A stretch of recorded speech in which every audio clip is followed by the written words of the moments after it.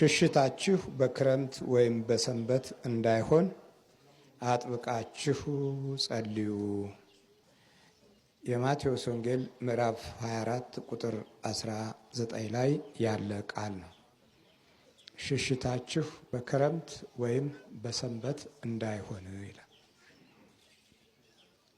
የሽሽት ዘመን ማለት ነው። አንደኛው ሽሽት በክረምት ወራት ማለት ዘመኑ ክረምት ሆኖ ዓመታቶቹ አልቀው ፍሬ የሌለባቸው፣ እውነት የሌለባቸው፣ በጎነት የሌለባቸው ዘመኖች ሲመጡ በነዛ ዘመን እንዳትሸሹ ማለት ነው። ከእግዚአብሔር እንዳትሸሹ፣ ከሰማይ አምላክ እንዳትሸሹ፣ ከተስፋው ቃል ኪዳን እንዳትሸሹ ማለቱ ነው። ሌላው ደግሞ ሽሽታችሁ በሰንበት በክረምትና በሰንበት እንዳይሆን ማለት በማረፊያ ዘመን፣ በሰላም በፍቅር ዘመን፣ በበጎ ዘመን ላይ ሰዎች በደህንነትና በጸጋ በሚሄዱበት ዘመን ላይ እንድትቆሙ በሰንበት እንዳትሸሹ ማለት እግዚአብሔር በረከቱን በሰጠበት ሰዓት፣ ኃይሉን አብዝቶ በጠበቀበት ሰዓት፣ የዲያብሎስን ሰራዊትና ኃይል በመታበት ሰዓት፣ በማረፊያችሁ ሰዓት ካላሰባችሁ ሽሽት በሰንበት ከሆነ ማለት ያም ችግር ነው ማለት ነው። ሽሽታችሁ በክረምት ወይም በሰንበት እንዳይሆን አጥብቃችሁ ጸልዩ አለ። ክረምት እንደምትመለከቱት በሩቅ ለማየት ይከለክላል። ወቅቱ ደመና ስለሆነ ዙሪያውን በጉም ስለሚያዝ አርቆ ለማየት አጥርቶም ለመመልከት ያስቸግራል።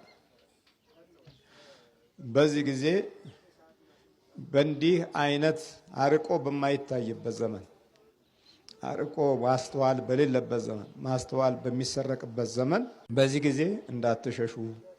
በክረምት አይሁን። ክረምት እንደ ልብ አያስሮጥም።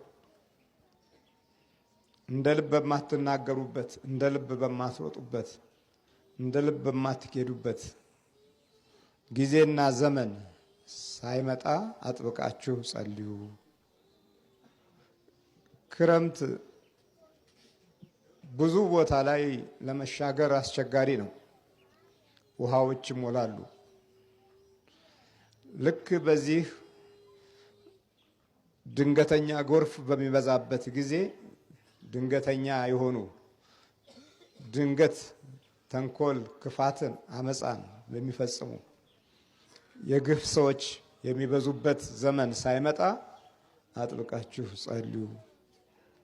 ሰዎች ኑሯቸውን ሲሉ ወይ በግራ ወይ በቀኝ በኩል ያሉ ክፉ ሰዎች ከኑሯቸው እንቅስቃሴ እንዲቆሙ የሚያደርጉት የመተት ዘመን ሳይመጣ ማለት ነው፣ የክፋት ዘመን ሳይመጣ አጥብቃችሁ ጸልዩ።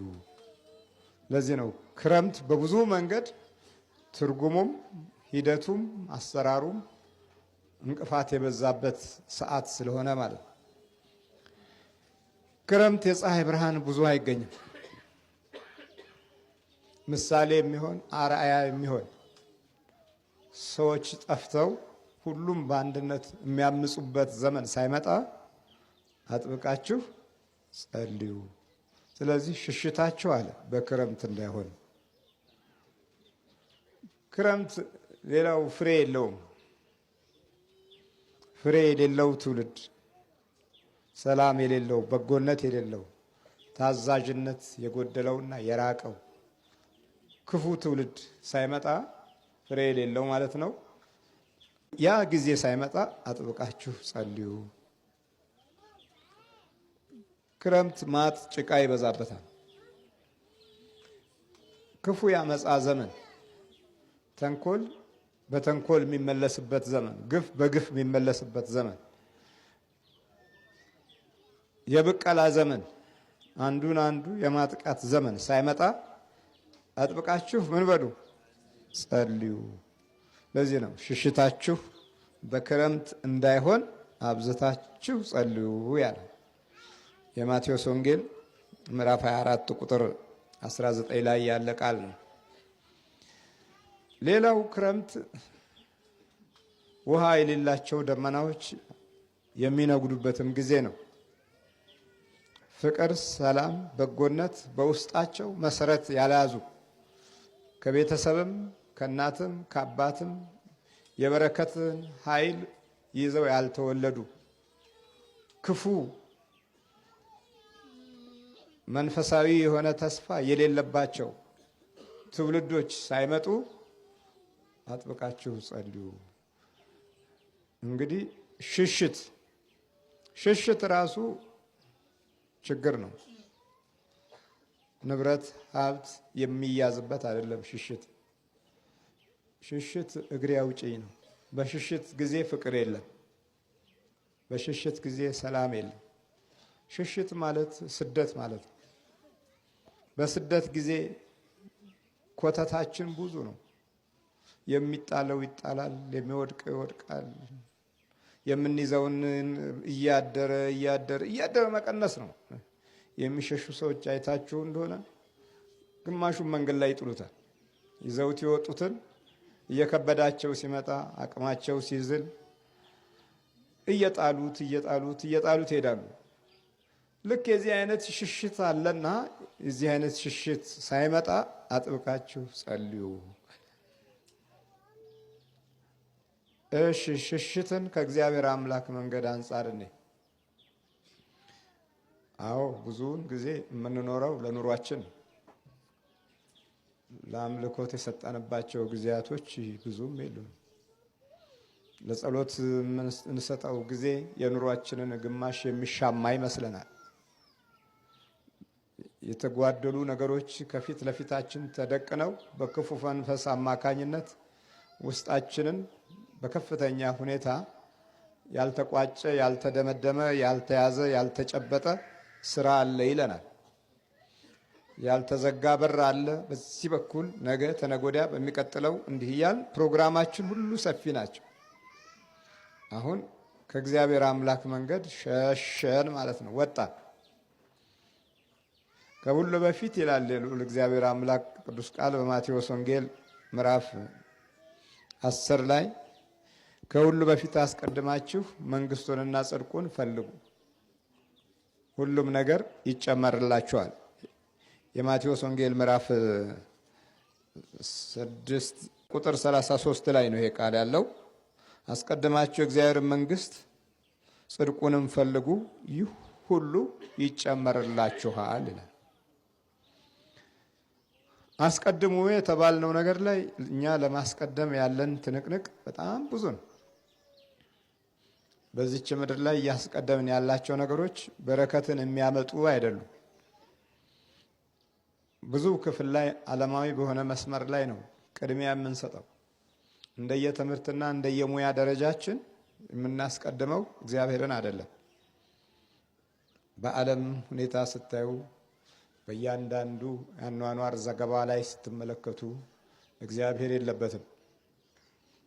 በትልልቅ ኃያላኖች ዘንድም ስታዩ በንግግራቸውም ሆነ በጨዋታቸው በውይይታቸውም ሆነ በሀሳባቸው እግዚአብሔር የለም።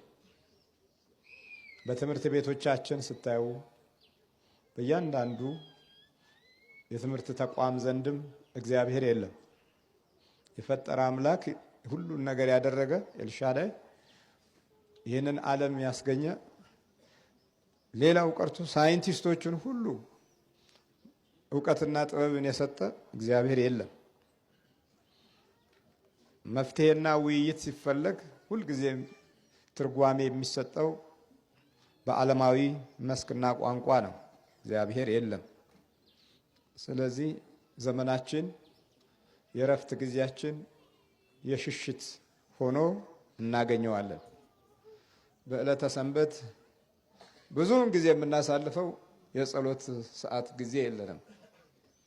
እንደምታዩት ቲያትሩን፣ ፊልሙን፣ ምኑን ስናሳድድ ነው የምንውለው። ዕለተ ሰንበት መንፈሳዊ የሆነ እረፍት ማሳያ ገጽታዎች የሉንም። ለስጋ ነው የምናርፈው፣ ለጸሎትና ለበረከት አይደለም። ስለዚህ ቅድሚያ አልሰጠንም። በመሆኑም እያንዳንዷ ሰዓትና ማህበራዊ ግንኙነታችን ሁሉ ልክ የክረምት ወራትን ይመስላሉ። ፍሬ የሌለባቸው፣ ደመና የተጫናቸው፣ ጎርፍ የተቀላቀለበት። ሌላው በክረምት ውሃው አይጠራም። የሽሽት ዘመን ሲሆን ውሃው አይጠራም፣ ውሃው ይደፈራርሳል። በዚህ ዘመን የምትሸሹ ከሆነ ምንም ትርጉም የለውም። ህይወት፣ ኑሮ፣ ጊዜ፣ ዘመን ምንም ትርጉም የሌላቸው የምጽአት ቀኖች ይሆናሉ።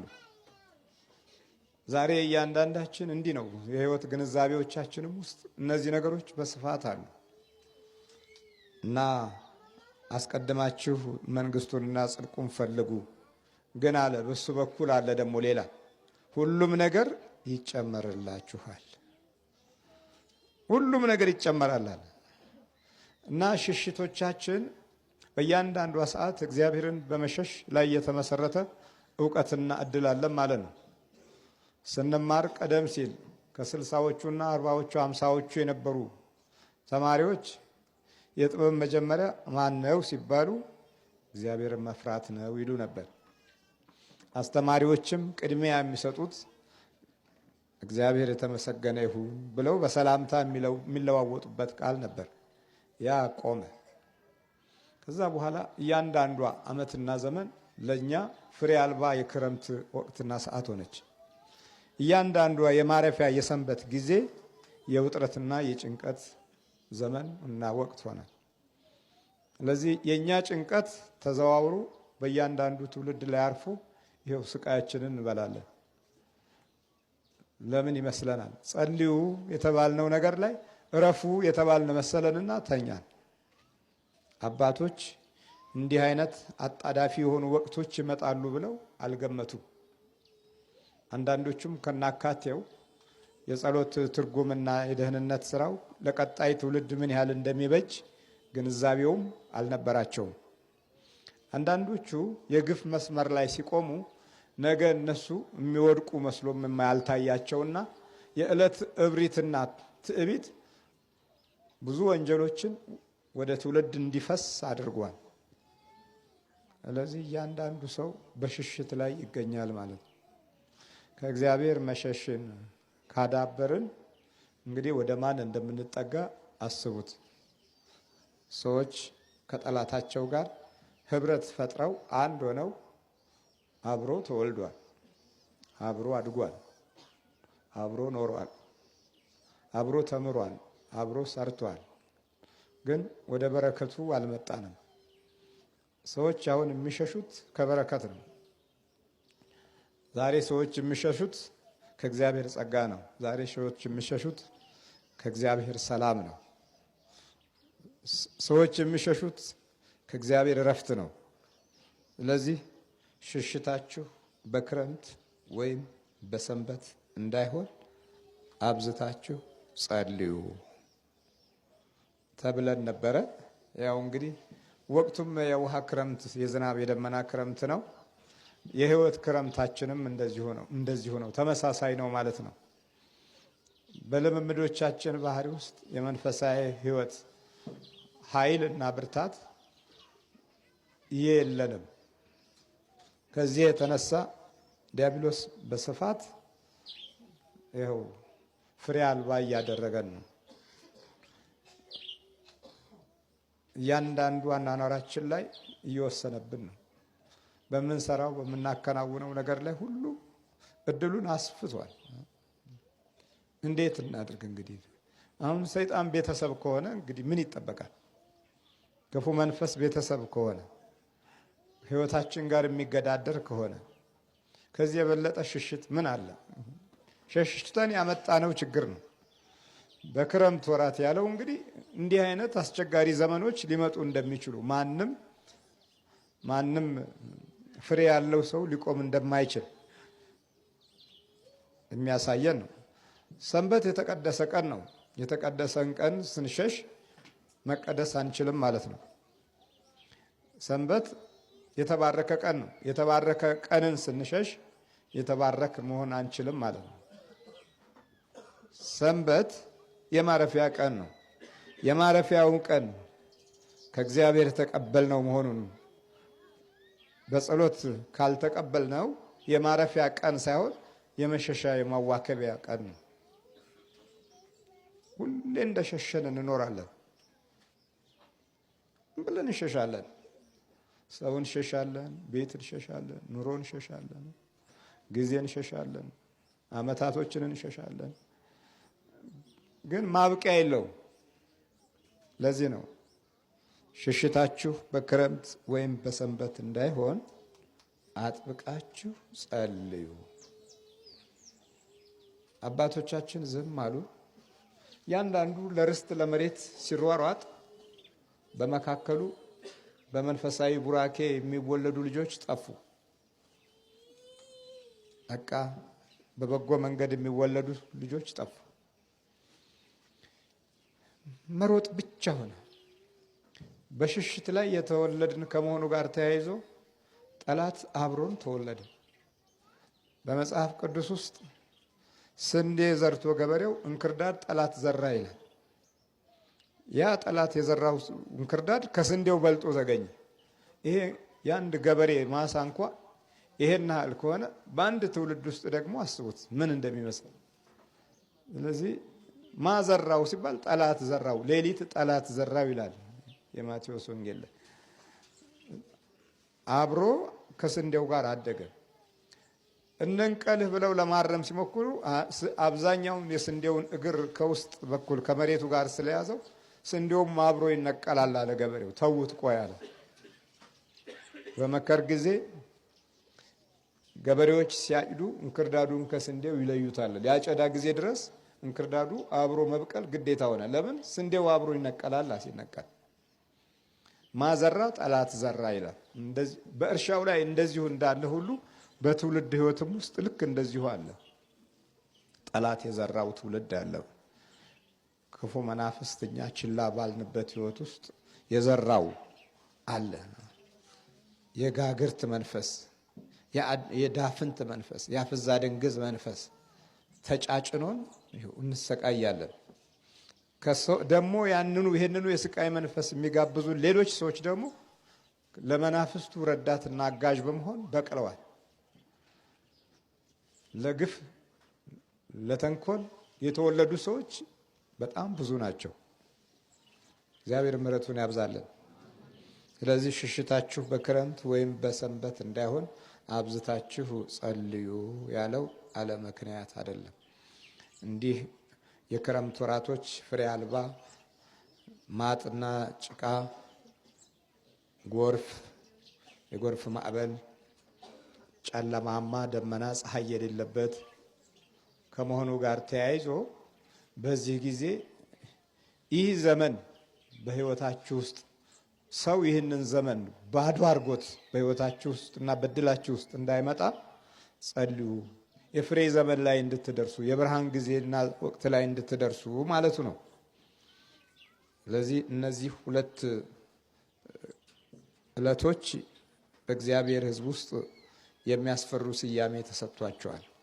ሰንበት፣ ክረምት እና በዚህ ጊዜ ከቤታችሁ እንዳትወጡ፣ ከቤታችሁ እንዳትሰደዱ፣ ከእግዚአብሔር አምላክ ቤት ከመንፈሳዊ ተስፋ ቃል ኪዳን ቃል ከሰማያዊ ኃይል ከዛ እንዳትወጡ ማለት ነው። በጸሎት ራሳችሁን እያገዛችሁ፣ በጸሎት ራሳችሁን እያዳበራችሁ ከእግዚአብሔር ጋር ግንኙነት በማድረግ ዘመናቱን የፍሬ ዘመን እስኪደርስ ድረስ ለምኑ ነው። ጸሎት ላይ ሆናችሁ የሚያስገሳችሁ፣ ጸሎት ስትጀምሩ የሚተናነቃችሁ የማይቆም ግሳት ካለ በምግብ የገባ መተት አለ ወይ ደግሞ አይነጥላ አለ ወይ ደግሞ ዛር አለ። ጸሎት ላይ ይፍቃችኋል፣ ይተናነቃችኋል። ይሄ መንፈሱ ሲነካካ ነው። ብዙ ሰው ጸሎት ላይ እንዲህ የሚያደርገው ሰው አለ። ይሄው እንደዚህ ማለት ነው። ማቆም አትችልም። የሚቆመው ጸሎቱ ሲቆም ነው። የሚጀምረው ጸሎቱ ሲጀምር ነው። አይበቃህም? በቃኝ። ማን ያላችሁት? በቀደም እኮ ታስረሃል አይደል? ሰው እንዲሰማ እንዲያውቅ ነው። በል ተናገር። ደፍተራ። እሺ ምን አድርጌ ተባልክ? ደፍተራ አሳብድ። ምን አደረገች? ለምን አገባች? ለምን ታገባለች? ለምን ታገባለች? ለምን በትዳር አርፋ ትቀመጣለች? እሺ ልጆች አሏት። እንድትወልድ አልፈልግም ነበር እኔ። ለምን ታገባለች? ለምን በትዳሯ ትጸናለች? ለምን ትወልዳለች? ይሄ እኮ የክፋት ጥግ ነው አይደል? እግዚአብሔር የሰጣትን ባል ነው የምታገባው። ልጅም የሚሰጠው ማን ነው? እግዚአብሔር ነው። እኔ በጣም የሚገርመኝ ሰው መቼም በሰው ይቀናል፣ በእግዚአብሔር የሚቀና ሰው አለ። በእመቤታችን ስራ የሚቀና ሰው አለ። እኔ ግርም የሚለኝ ይሄ ነው። አንዳንድ ሰዎች በጣም በመንፈሳዊ ህይወታቸው የሚስቱ አሉ። ለምሳሌ ሁለት ጓደኛሞች እንበልና ጻርቃኔ ማርያም ሄደው ሱባኤ ገቡ። አንዷ መልስ ከተሰጣት አንዷ ደግሞ መልስ ካጣች መልስ የተሰጣት ስትነግራት ያቺ ደግሞ ለምን ለኔ መልስ አልተሰጠኝም፣ እንዴት እመቤታችን ለኔም አላደረገችም ብለው እመቤታችን ላይ የሚነሱ ሰዎች አሉ። እግዚአብሔር ትዳር ሲሰጣቸው፣ ልጅ ሲሰጣቸው፣ ስራ ሲሰጣቸው፣ ህይወታቸው ሲባረክላቸው እኔም እጸልያለሁ ሰግዳለሁ ግን ለኔ አልተደረገም፣ ለከሊት ለከሌ ለጓደኛዬ ተደረገ ብለው እግዚአብሔርን እንደሚያዳላ እመቤታችንን እንደምታዳላ ሰው እያሰቡ በእመቤታችን ስራ የሚቀኑ ሰዎች አሉ። ሰው በሰው ሊቀና ይችላል፣ ግን እግዚአብሔር በሚሰራው ስራ ላይ የሚቀና ከሆነ እግዚአብሔር ለምን ይሄንን አደረገ፣ ለምን ለኔ አላደረገም፣ እመቤታችን ለነከለ ይሄን አድርጋ ለምን ለኔ አላደረገችልኝም ማለት ይሄ ቅናት ነው። እግዚአብሔር ለፈቀደ ያደርጋል አይደል? ማድረግም አለማድረግም የእግዚአብሔር መብቱ ነው። ሲደረግልን ብቻ አይደለም ለምን እንዳልተደረገልንም እኮ አንዳንዴ ማመስገን አለብን። ተሰጥቶን እኮ ልንጠፋበት እንችላለን አይደል? ከዚህ በፊት እኮ ነግሬያቸዋለሁ። ቅዱስ ገብርኤልን የምትዘክር ምንም የሌላት የኔ ቢጤ ነበረች ደብረ ብርሃን የምትኖር ገብርኤልን ትዘክራለች። ታኅሳስ 19 የገብርኤል ቀን የዛሬ 10 ምናምን ዓመት ታሪክ ነው የምነግራቸው። ቶምቦላ ወጣላት፣ መኪና ደረሳት፣ ጉር ተባለ፣ ገብርኤል ሰጣት ተባለ። ያንን መኪና ወሰደች፣ ከሀብታሞች ጋር ዕቃ መጫን ጀመረች። በኋላ የሰው ባል ነጠቀች። ይገርማችኋል። አብሯት ከሚሰራው ሰው ጋር በቃ ውሽማ ሆና የሰው ባል ነጥቃ መኖር ጀመረች። ያቺ ደግሞ የሄደች ስላሴ ማልቀስ ጀመረች። ገብርኤል ምን ችግር አለበት? በአመቱ ጠብቆ በምትሄድበት መኪና ከውሽማ ጋር እየሄደች ከባድ መኪና ወጥቶ ደፍጥጦ ገደላት። አሁን እንዲህ አይነት ቢሰጣችሁ ምን ይሰራላችኋል?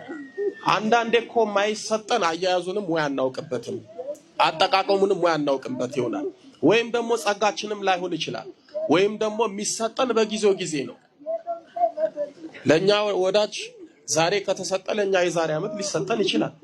የዛሬ 3 አመት 10 አመት ሊሰጠን ይችላል። የኛ ስራ በእግዚአብሔር ጣልቃ መግባት ሳይሆን በትጋትና በትዕግስት መጠበቅ ነው። አሁን በሷ ትዳር የሚቀኑ በማለት የሚቀኑ ናቸው። በእግዚአብሔር ላይ እግዚአብሔር ሊሰጣት ለምን ወለደች ማለት በእግዚአብሔር ላይ በቀናት መነሳሳት ነው። ለምን ወለደች ነው። ከዛ ምን አረጋችኋት? ብዙ ችግር አድርሰንባታል። ምን አረጋችኋት? ምሷ አትተውም ትዳሯን በትን አትወጣም። ልጆቿን በትና እንድትወጣ ነው እኛ የምንፈልገው። አንፈልግም አግብታ እንድትኖርኛ አንፈልግም። ከልጆቿ ጋር ተቀምጣ እንድትቀመጥ አልፈልግም። ተመስገን ትላለች። እስኪ ቆይ ስም አትናገሩ። የቤተሰብ መተት ነው ወይስ የጓደኛ? ጓደኛ ቤተሰብ በአንድ በኩል ያለው ቤተሰብ ለምን አገባች ይላል፣ ወይ ደግሞ የባል ዘመድ እሷን ለምን አገባ ብሎ የሚነሳል። የራስ ጓደኛ እኔም እያለሁ አብረን ኖረን እንዴት አገባች እንዴት እኔን ቀደመች ብለው ደግሞ እንደገና የሚነሳል። ስንት ልጅ ወለደች? እንዴ 3 አላት። እግዚአብሔር ይመስገን። ልጆቿን ምን ታረጋላችሁ? አሳምማለሁ። ሶስተኛ ልጇንም እንዳትወልድ ብዙ ነገር አድርጌያለሁ። ከሸፈብኝ ስራዬ ብዙ ነገር አድርጌያለሁ። ብዙ ነገር አሁንም ካደጉም በኋላ ብዙ ፈተና አጋጥሚያታለሁ። እስኪ ምን አረጋችኋት? እኛ ልታጋልጥ ነው እንዲህ ልታስለፈልፈን ስትል አርፈን አስቀመጥናት። አልታሰር አለች። ልጅ እየተሸከመች ትዞራለች፣ በየቦታው ትሄዳለች። በቃኛለች፣ በረረኛለች። እዚህ አምጥታ ልታስለፈልፈን ብለው ደግሞ በመቀኝነት ሰብሬ ያስቀመጥኩ ልጇን፣ እሷን ሰባብሬ ያስቀመጥኩኝ። ብድግ እያለች ትመጣለች። ልጇን ምኑን ነው የሰበርከው? እግሯን